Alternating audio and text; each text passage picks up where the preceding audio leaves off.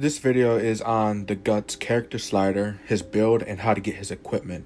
For some reason, I split these up into two videos before, but I figured that's stupid and nobody wants to watch two videos just for a guide on Guts' build.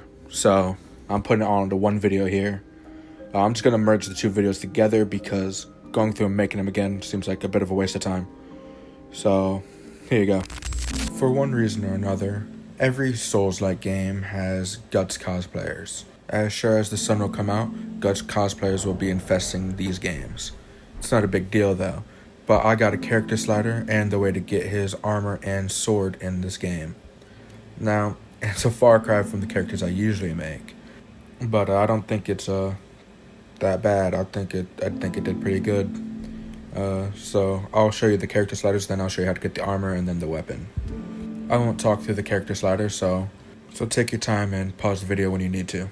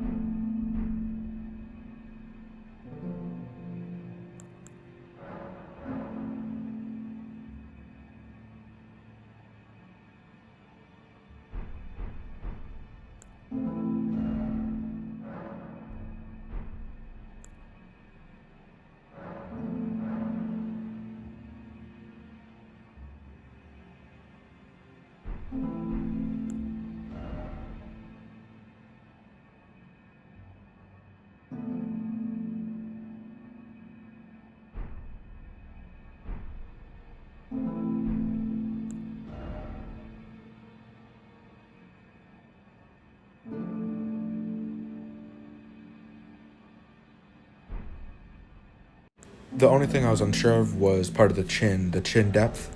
If you want, you can increase the chin depth to like 200, maybe a bit higher if you want. Doesn't really matter. It'll give him a flatter chin, and so it's not that far down, just like in the newer adaptations. But the photo I used as reference had him with a nice long chin, so I kept his at 175. Now, to get the armor set, you'll need to head over to the inner consecrated snowfield site of grace and wait till nighttime. This part is actually very annoying, and you'll need to have a pretty decent build just to be able to do this. So, you need to make your way over to the cart and the Yeti's pulling it, and on either side of the cart will be a night cavalry, and you need to kill both of them at the same time, basically. If you rest after killing only one, that one will respawn, so you need to kill both of them before you rest. So, draw out the one closest to you first. It shouldn't be too hard. He'll see you the moment you get close enough, and he'll start heading towards you. And just take him out. Shouldn't be too hard, honestly. This one's a flail one, so it doesn't have as much reach, and it's pretty easy just to roll into it to dodge all of its attacks. But once you kill this one, what you need to do is make sure you take out those archers behind the cart, because they'll make it very annoying for you while you're attacking the glaive Knight Cavalry. So I'm sure everybody already knows how to kill Knight Cavalries. Make sure you knock them off the horse so you can get a nice critical blow on them, and then just fuck them up while they're on the ground. It's fairly simple, very easy to do, especially if you're at a high level. And once you kill them both though, you'll get the Knight Cavalry set, along with an Ancient Dragon Smithing Stone, which you can use to upgrade your Greatsword, which is at the start of Caelid. From the Caelid Ruins, head up the pathway northwest. There'll be a cart guarded by a bunch of birds. You can see it from the side of Grace. In that cart is the Greatsword. It's fairly simple to get, much easier than the armor set. The only problem is all the bitches following you will follow you forever. So you either have to kill them or run back to the Grace. But anyway, there's one more item you need, obviously, and it's the pulley crossbow. Obviously, if you're role-playing as Guts, you're going to need a crossbow. At the Craftsman's Shack in Mount Glamir, on the way up to Volcano Manor, you'll find the Craftsman's Shack, and on some platforms just to the side of the Grace, the crossbow will be on a body. I feel like I could have explained that better, but it doesn't really matter. You get the point. In this video, I'll just be going over the Guts build real quick. I already showed you his character slider and how to get his weapons and his armor set, but I didn't show you how to get his build, which is basically just a strength build, so there's no real point in me doing this, especially since I don't run strength. But you're only going to need to be about level 154 for this. Obviously, I'm quite a bit higher, but you really only need to be about the 150 range. So if you choose Vagabond or Hero, this will be a lot easier for you, but you only need Vigor at 60. You can leave your mind at base, maybe increase it a bit if you have none. Endurance should be at about 40. Your strength, try to get that as high as you can, about 70 should do it. Dexterity, you need 16 to use the pulley crossbow. Your intelligence, you can leave at base, increase it a bit if you want, you don't need it though. You can also leave your faith and arcane at base as well. Your main stats will be vigor, endurance, and strength, and just a bit in dexterity so you can use that pulley crossbow. The build doesn't need to be one for one with the anime or manga. Obviously, like, you can make some small concessions. Like, instead of using a heavy greatsword, you could do blood if you want, and you don't need to use Craigblade, because I use Craigblade for damage and whatnot, but you don't need it. But obviously, you try to get your heavy greatsword to 25 and your pulley crossbow to 10. And the bolts you use obviously don't really matter either. I like using the black key bolt so I can do some scarlet rat damage, but you can run with the bird bolts that do bleed damage or the explosive bolts. Those are quite popular. I get my ass fucked in PvP all the time because of it, along with people using the greatsword with bloodhound steps. And in PvP, I've also seen a lot of people run around with the jar cannon. That's quite popular as well, so you could also throw that on there. But got my ass fucked by that many times. It's actually quite annoying. Your talismans are interchangeable. You don't really have any set talismans. You can fuck around with them as you will. I'm running with a few DLC talismans, like the two-handed sword talisman. You can change that out for the axe talisman, or maybe the claw talisman if you plan on doing a lot of jumping attacks. I'm also using the Shard of Alexander, but you could also trade that out for something else if you don't want it, like the Bull Goat's talisman, Or maybe Vertigus Discus if you want to do more damage for the amount of carry weight you're doing. Or on the Talisman of all Crucibles. You'll be taking a shit ton of damage, but you'll be able to dodge everything. And next I was using the Arrow Soaring String Talisman because I was using the Pulley Crossbow. Obviously, you actually don't need this. It's quite useless, I think, especially since I was running Scarlet Rat Arrows. But you could trade this out for something else like the Dragon Crest Great Shield. That'll be great. And I was also running the Twin-Headed Turtle Talisman. If you don't have that, you could just use the normal Turtle Talisman, because you're going to need that stamina regeneration, because you're going to be running out a lot. But you could also just don the Viridian Amber Medallion, get more stamina.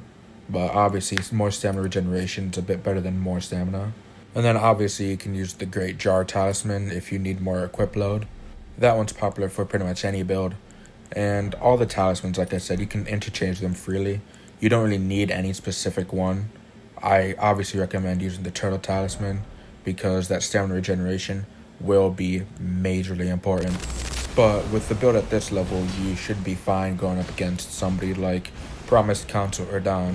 But since this motherfucker is nutty, you should bring a Mimic. Though that's not in line with Guts, so who knows. It depends on how hard you're role playing.